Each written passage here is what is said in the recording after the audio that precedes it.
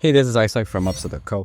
And in this video, I'll share how you can map your processes so that you can visualize opportunities to automate, simplify, and improve your work. This is a workshop I did in a future firm, Ryan Lasana's community, and just want to replicate and discuss this in a shorter format here for you guys on YouTube. With that, let's get into it. So who's meant to benefit from this workshop?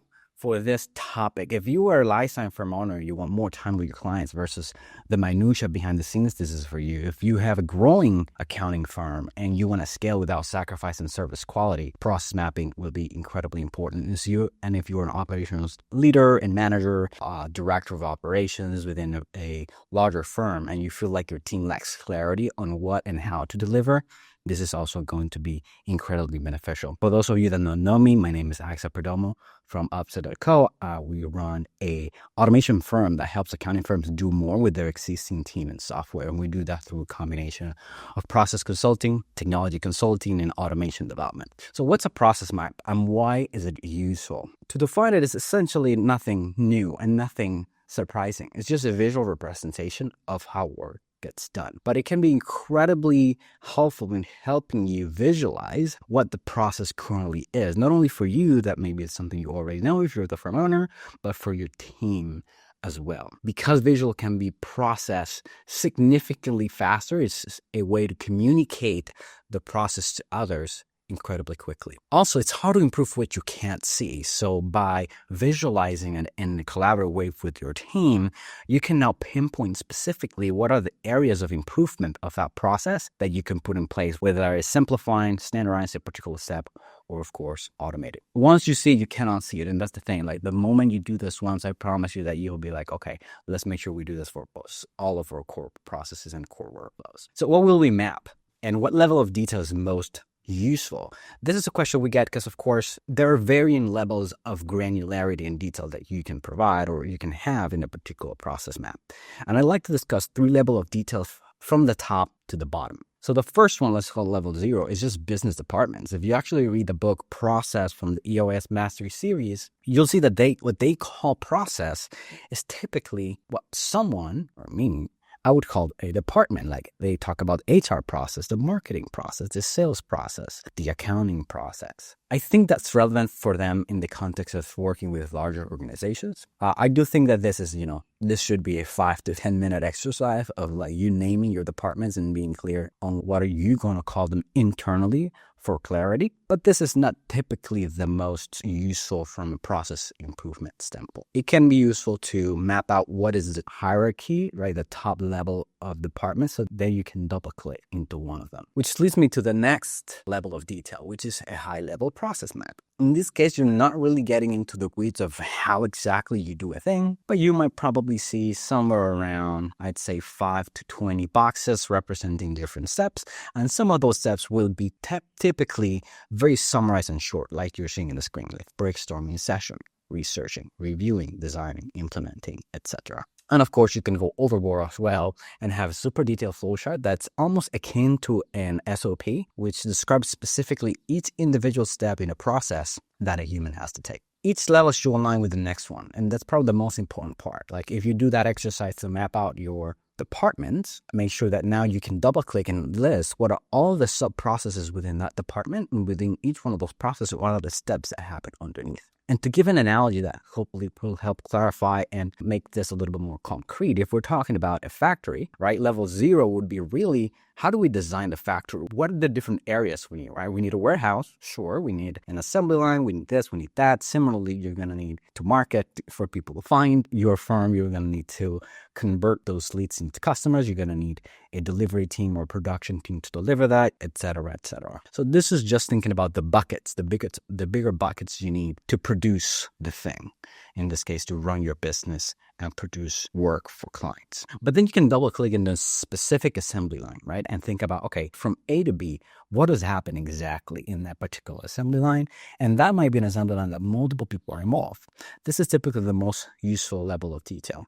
But you can even go a level deeper and say, okay, what does this human has to do in this step of the assembly line with this particular machine? So hopefully you can see how the different process maps have different objectives, right? You can have the higher level one that's really would involve the entire firm, and usually will influence how you're structuring your company. A side note here, actually not part of the script, but many firms would benefit from that exercise also from the perspective of making a decision around pods and pod structures, and whether you're going to organize your firm in a more traditional partner hierarchy where you have partners and different teams underneath them, or you're going to structure in a more traditional corporate structure with CEOs and leaders in specific business functions.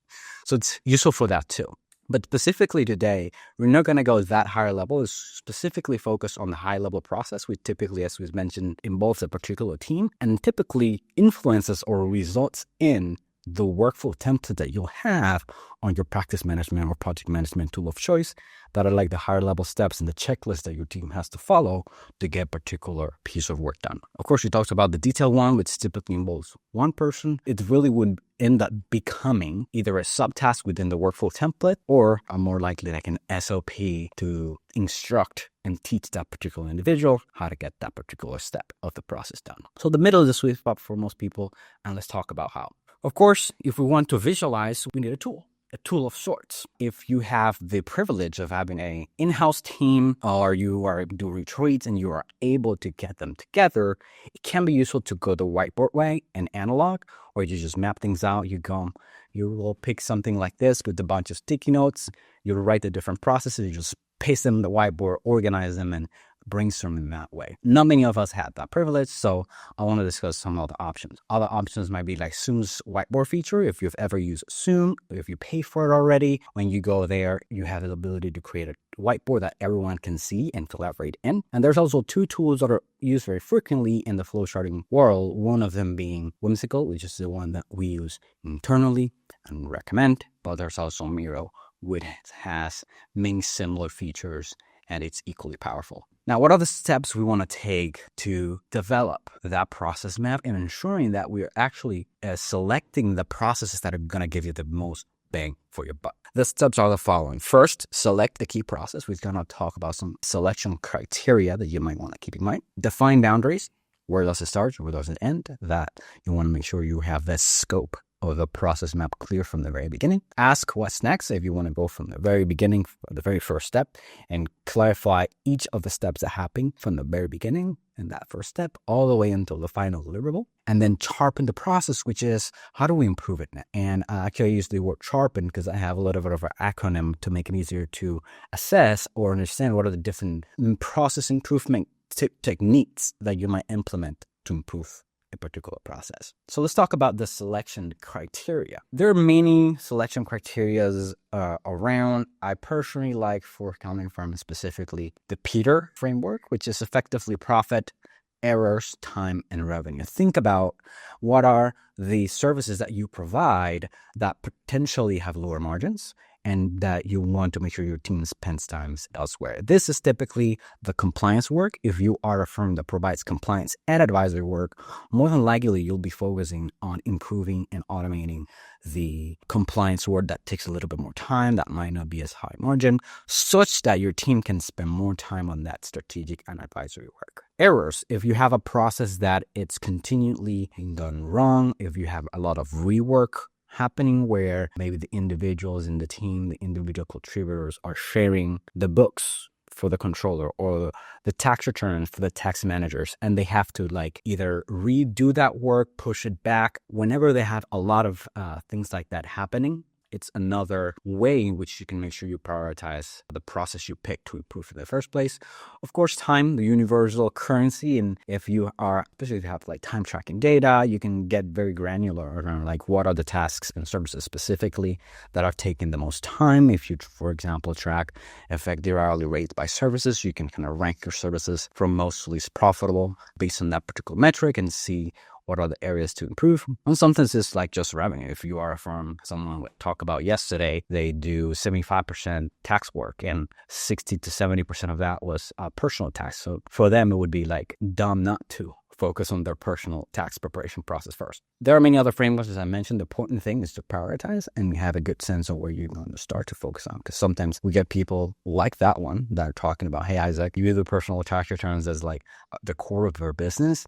And then they're talking to me about, client onboarding and it's not that those other processes are not worth looking at, But if you want to get the biggest bang for a buck, more often than not, we want to be looking at the process that you do the most often that's bringing you the most income. Some common examples: tax preparation, client onboarding, bookkeeping close, sales tax filing, team onboarding, etc.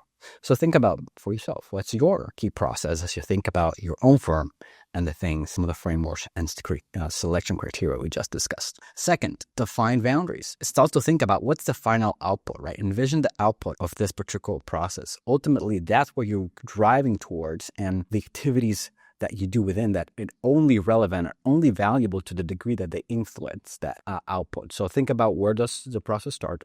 Is it a day that triggers that particular process? Is it a time? Is it a sale, right? Is it the fact that you just sold that client? That's when you should start that process. Is it a client request? This is a client reaching out for a particular piece of work, and that's what triggers the process for you. And also get clear on, where does it end? Is it an approval process? That's kind of the last step of the process for you. Is it a particular deliverable? Is it a meeting? It's very important to get clear on the first step and the last one, because sometimes there's not an agreement on that. You'll be surprised the number of times. Onboarding is a good example where people might be, well, for us, onboarding starts with a new sale. But some people might say, well, we also consider client onboarding the process of discovery. So for us, it starts with the inquiry in the first place. But some people might split that into like, well, this is a sales process, this is an onboarding process. Other people might bucket into the same one. And there's no right or wrong. It's just your definition, and make sure that you clarify that for yourself. So what are your bounds? Think about the process you selected earlier in this video. If you can define your bounds and that starting point and that finish step very clearly, more power to you. So let's talk about the step 3, which is really asking what's next. Once you have that first process very clarified and the scope of where that process ends, you can start talking about, okay, let's go through each step in the process one by one. Remember that activities have no value. They're just a means to the output. And more often than not, you'll end up with a series of boxes in your flow chart. Keep it super simple and try to use verbs as the first word and nouns as the second or third word, and try to keep it to a minimum of like no more than 2 to 5 words, for example. So those are some simple rules to keep in mind. Of course, you use arrows as well to showcase what is the direction of the flow. I already talked about that, keeping it short to the greatest of your ability. So let's kick things up with a few templates. No opting required, at least as of this recording. If you go to opzer.co/PM, which stands for process map, PM-prep, that will lead you to our tax preparation process mapping template. If you do PM book, that will lead you to our bookkeeping month and close process mapping template. And then we have sale for a sales mapping template, process mapping template, and onboard from a client onboarding mapping template as well. Important part here is to think about, okay, I'll go ahead. I have this map. I clarify it. I understand what are all of the steps involved. What do I do once the process is mapped? And how can I effectively, now that I have the process clarified, improve it? So let's talk about that. So let's start with the word simplify, which many of you have heard, but we've spent a lot of time truly breaking it down into actionable terms, okay? So for the purposes of this conversation, we'll have a simpler process when one of 3 things are true. Either one, of all the steps that you've mapped, you're able to delete one. Number 2, you standardize one of them, which means that if there's a particular step in your process that you're doing multiple ways, you find a way to do it in fewer ways, and we'll talk about some examples. And number 3, if you just find a better way to do a particular step in that process, and we'll talk about as well some of those examples. And of course, if you're able to automate in a process so that even doesn't have to do it, that's a better process too, in my opinion. Okay, so let's talk about deleting in practical actions. If you look at all the steps in your process and you're like, oh, could we get away without this? And I like the way that's phrased, because it's not like, is this important or should we do this? It's, could we get away without this? Triggering you to think, is there a world where this step wouldn't be needed? Even if we don't think that's the case, because many people would say, that time we've almost done it. That's one of the toughest phrases to hear from me. But it's like, okay, that's how we've always done it, but is there a better way? Also ask yourself, what's causing delays? Is there a particular approval step that's causing delays that you can get rid of? Would clients pay for this? Important question. Is this actually value additive? And is this being done already? Because more often than not, especially for example in the onboarding process, we might say, okay, now we're adding this particular client information in 17 apps. So we're duplicating that effort across our organization. So that's deleting for you. Let's talk about standardizing very briefly. Standardizing, it's really at its core, listing in how many ways you do a thing and removing one or more ways. What does that actually mean? if you are currently supporting QuickBooks Online, Xero, NetSuite, Sage, whatever proprietary software a client has, now you can see how you are supporting clients in multiple platforms. If you remove one of those platforms, congratulations, you've standardized. Same thing with communication channels. If you are talking to customers via Slack, via email, via text message, via call, on-site, via fax, the moment you remove one of those ways, guess what? You've standardized. So the word standardize, I think, it has a connotation that you are like restricting things and like this big amorphous word. But truly, if you just remove one or more ways in which you do a thing, you're on your way to a more standardized workflow. And it can be done at both at the client level, as I talked about, maybe that you only support clients in certain industries or in certain platforms. Can be done at the service levels. Maybe you choose not to offer payroll and outsource that to a particular to another partner, or you choose not to do personal tax bill and then you refer that away. And also at the process level of the individual steps that we have in a process. I gave the example of communication channels already, where you might be talking to customers in multiple ways. In that particular instance, you might want to remove one of those ways to standardize it. A quick comment I'd say is sometimes you might not want to do that if you're gonna give your client that flexibility, and that's where technology comes in handy, because it can help you, even though the client can message you in many ways. If you standardize that and bring that all to one centralized place where all your team can reply, then you still standardize the way in which you reply and check those messages, even though the client has the flexibility to message you in multiple ways. Same concept with a payment method. For example, if a client wants to pay you via credit card versus ACH and you don't want to say no to business because that's the only method they suggest they are comfortable with, tools like Ignition Anchor, Nula, and many others will allow you the ability to send them a proposal, allowing them to select the method in which of how they want to pay, so you don't have to now manage like a payment processor for credit cards and a different platform for bank transfers, for example. And then we optimize, which is the third word in our breakdown of the term simplify.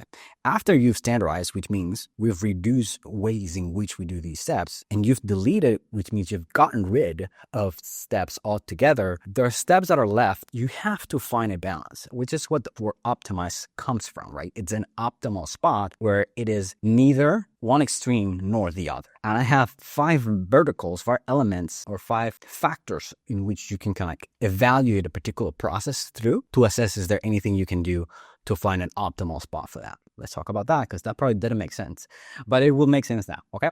So finding a balance between the first S of the SHARP acronym, it's sync versus async. Do you really need to have that call? Do you really need to have that meeting? One of the big improvements one of our clients implemented recently, because they're a big personal tax preparation shop based out of Canada, they were meeting with every client and offering a meeting to every client. And of course, that took a lot from the partners, especially during the busiest time of the year. And what they did is they flipped it and then started asking their questionnaires, what do you want? Do you want a meeting, or would you rather have a video summary? Many people selected the video summary, and now you have the ability to do that work asynchronously. In other words, not at the same time with the client. Another term we have here is handoffs. How many handoffs happen in the process? If the process goes from admin to preparer, from preparer to reviewer, from reviewer to preparer again, from preparer to admin again, the more handoffs you have, usually, the more inefficient the process. But also, you don't want to have no handoffs, because that means one person is doing everything,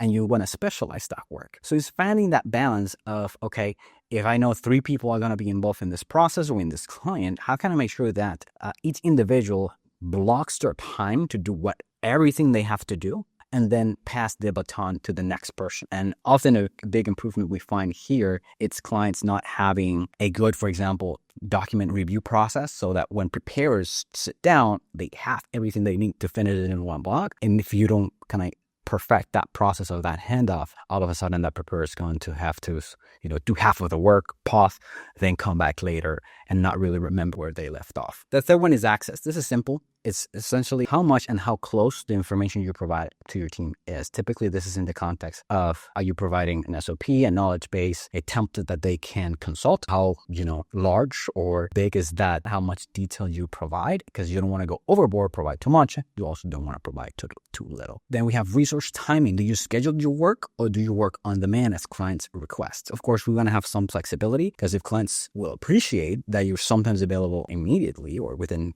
24, 48 hours, hours versus people like Brenda Cannon from the kind of community that they schedule out all of their work, all of their tax preparation work from the beginning of the year. And then there's really no as much flexibility like, hey, I want my things done earlier in the year. So it's also finding a balance of what work do you schedule out and what work do you do on demand. And last but not least, it's processing.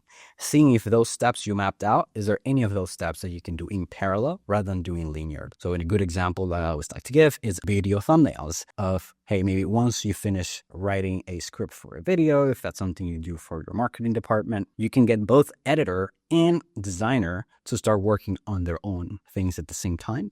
You don't have to do first the editing and then the design, nor the other way around. Those two steps can be done in parallel. So also think about in that process map, what steps can be done in parallel so that you can save time. With that it's pretty much it. And in short, just to summarize here, pick and visualize a process, delete what you can, standardize what's left, and optimize and automate the rest. And if you enjoy this video, you're just going to enjoy this other video as well, where I discussed specifically the client onboarding process and breaking down into steps, just like what we talked about, how to improve them and the technologies to use to streamline it for yourself. I'll see you on the next one. Until then, stay efficient.